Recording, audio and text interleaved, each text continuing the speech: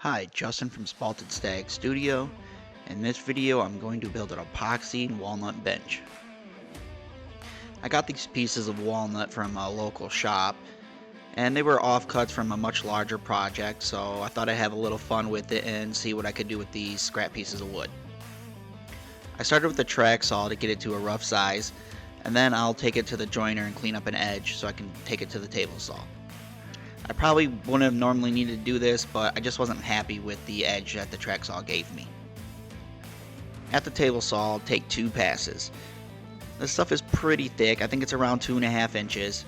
So 2 passes is just a safer bet. You could do it with 1, but it's going to take just as long. And this bench is going to be in the shape of an L, so I actually need 2 sets of these pieces. The second set went a little smoother, and I didn't need to take it to the joiner. And I'm not really sure what I did differently with the track saw, but it definitely came out a lot cleaner this time. Next, I'll take the pieces over to the miter saw, and I'll cut everything down to size. And again, I'm taking multiple passes on this because I don't want burn marks. And this was slightly too big for my miter saw. Not much, but enough to where it didn't fully cut through. So I just broke it off, and then I took it over and cleaned it up with my chisel. Next up, I'll be making the mold for the bench. And now I didn't really need to make this mold the full size of each section of the bench. I could have just did it the size of the part that's being epoxied. But this is my first time doing something this big, and I really wanted to play it safe. Put in a couple redundancies so I don't spill epoxy all over my shop. And really, the stuff isn't very expensive. It's definitely a lot cheaper than what I would have lost in epoxy, so it was worth doing the full mold. Off camera, I drilled pilot holes through everything, and then I'll screw everything together. I'm using plenty of screws because I want to make sure every part is completely flush. You also have to be really careful about how tight you screw everything in, because this stuff is really brittle and it will break and make you very, very angry. Anyways, 37 screws later, and we're ready to caulk. Now I am using white on this, and I definitely should have used a different color just so it would have been more visible. It worked fine, I just had to look a little more closely and make sure that I didn't miss anything. I went with Total Boat Epoxy. It was recommended me by a couple people. This stuff is pretty expensive. I could have definitely went with some other brands that were cheaper, but I wanted to give this stuff a shot, and I can't really complain about it. Anyways, I'm going to start by sealing the edges that are going to get epoxied, and that's just to help prevent any bubbles from being squeezed out during the fill process. And you really don't need a lot of epoxy for this. You're just doing enough to fill the grain. And you can use a brush. I'm using a glove in my hand so I could really work it into the grain. Next up, I'll do a quick test fit, and I'll also make a mark where the epoxy is going to be poured. And this is just so I can have a place to put the tape and not have to tape the whole mold. This stuff is ridiculously expensive for some odd reason, so I'm going to try to minimize how much I use. And honestly, I could have probably got away without using the Tyvek tape. It doesn't really stick to the melamine too much, but I've had instances where it did stick to it, so I like to play it safe and always use this stuff, even though it's ridiculously expensive for what it is. I'm going to caulk the inside of this just to help reduce any epoxy seeping down. This epoxy is really expensive, so I want to minimize how much I use. And here I should have put it on the other end as well instead of just the edge that's getting epoxied. That way it laid perfectly flat, because it was a little off when I pulled it out of the mold. So that's just a heads up for future projects. And this stuff is a 3:1 mix ratio, and it has a max pour depth of 1 inch. So I ended up doing 2 pours on this. I could have got away with doing a single pour, I think, since it's not very wide of a pour. But I never worked with it before, so I really wanted to monitor it before I made that decision. My original train of thought was to do the first pour, wait for it to tack up, and then do the second pour. However, checking it throughout the day, it never exceeded 95 degrees, and after about 6 or 7 hours, it still wasn't tacky. So I just made a decision and did the second pour. and that ended up working just fine. It never got too hot. The only problem I really had was that it took forever to set up. So the mica was sinking, and I had to constantly go out there and stir it, otherwise it would just all sunk to the bottom. Alright, after letting it dry for about 2 days, I can begin the demolding process. And this is way more satisfying than it needs to be. Thankfully, I didn't have any leakage, and everything was nice and tidy. I'll use my router sled and a 2-inch flattening bit to get one side nice and flat, and then I can just go ahead and send it through the planer. And unfortunately, my router doesn't have dust collection, so this is a very messy process. I normally try to avoid things like this just because of that, so eventually I'd like to get a Festool router or something like that so I can have decent dust collection. Originally I had this designed at 14 inches wide, but I wasn't really getting the results I wanted with the flattening bit. It was just uneven. It was close, but I didn't want to do a lot of sanding, so I just trimmed it up to 13. That way I could send it through my planer.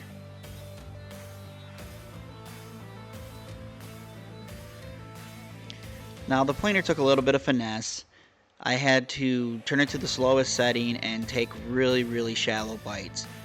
At first it really wanted to chip out the epoxy, and I just was getting some nasty results on that. But once I started doing that, it was a nice smooth finish.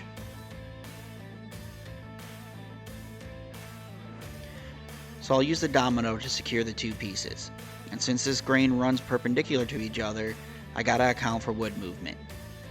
So while I'll be installing dominoes all the way across this workpiece, I can only actually glue in the center pieces. That way when the wood expands, I'll have plenty of room for that to happen without it warping or breaking.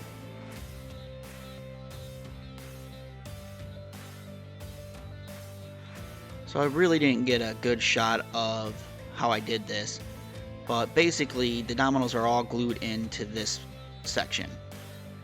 On this section, it's only going to be glued in the center, and the rest of them have a wider hole, and that'll allow about 1/8 of an inch movement going each way.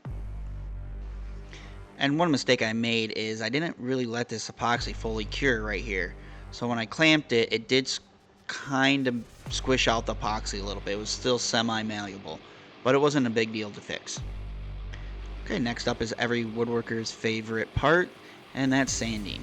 And thankfully at 900% speed, it's not as painful as it is in person. I started with 80 grit and worked my way up to 320. Next up, I'll build the legs. And this was an interesting experience. Since I wanted an X shape, I was having a little troubles getting a proper ratio from height, width, and a reasonable angle to cut the legs at. I ended up settling at 65 degrees, but I did have to sacrifice a perfect height and width for that. So I'll start by cutting 65-degree angles on the legs, and both sides will cut, and I just gotta make sure that I'm alternating the angle. Since these legs are gonna have a lap joint, I made a quick jig to help with that. Now the first set did take a little bit because you have to do a lot of fine tuning and make sure you get the right depth and all that, but after you knock the first one out, it's a quick process.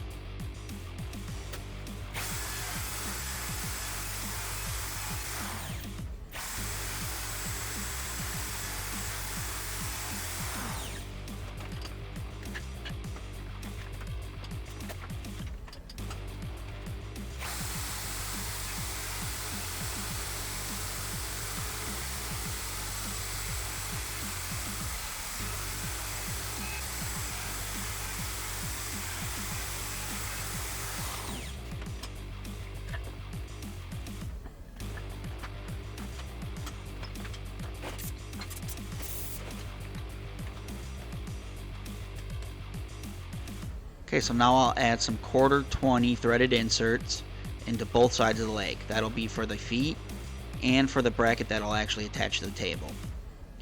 So now I was having a lot of trouble with this bit walking. I didn't really come up with a solution until after I was done with this section, and I do use it later on in the video, so I'll point that out when it gets there.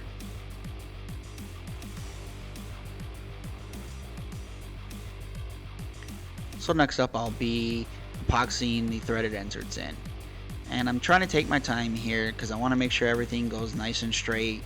If there's any movement or anything doesn't go all the way down, it could create some serious issues later on in the build.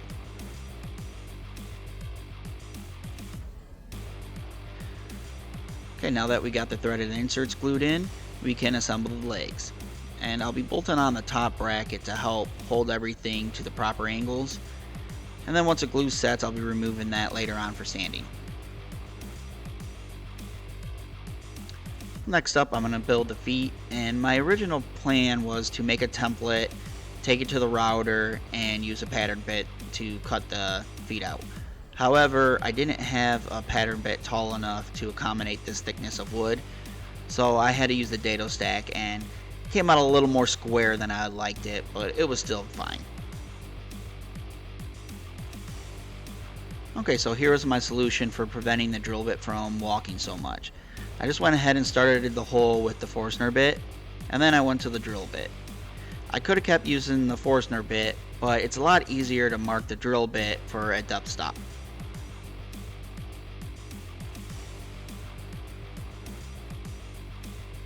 For my finish, I decided to give Total Bolt's Halcyon varnish a try. Now it says it's a varnish, but it really seems more like a water-based polyurethane to me. I could be very wrong on this, but that's just how it felt to me. And it also said that it can be rolled on, but I'm gonna have to disagree with that. I had a lot of trouble with the roller. It just incorporated way too much air into it, and I just didn't get a nice smooth finish. So after the first coat, I decided to use my HVLP, and I had a lot more success with that. I decided to go with a satin finish, and unfortunately in the description online they leave out a critical instruction, and that is that they recommend doing your initial coats in the gloss finish and then finishing with your satin. So I had to go ahead and order the gloss, wait for that to come, and then I could start doing the finishing, which really wasn't too big of a deal. But it's something that they should definitely include in the description when you order the satin finish. Now they do recommend anywhere from 4 to 6 coats, so that does kind of make sense. You stacking up that much satin is going to make it really semi-opaque, and it's probably going to look like plastic, so it does make sense why they recommend that. Well, this was one of the more fun builds I've done in a while. I was really satisfied with the finish, and the grain of the wood and all that looked great. So this was a very fun build, and I'm very satisfied with the finished product. Anyways, thank you for watching, like and subscribe.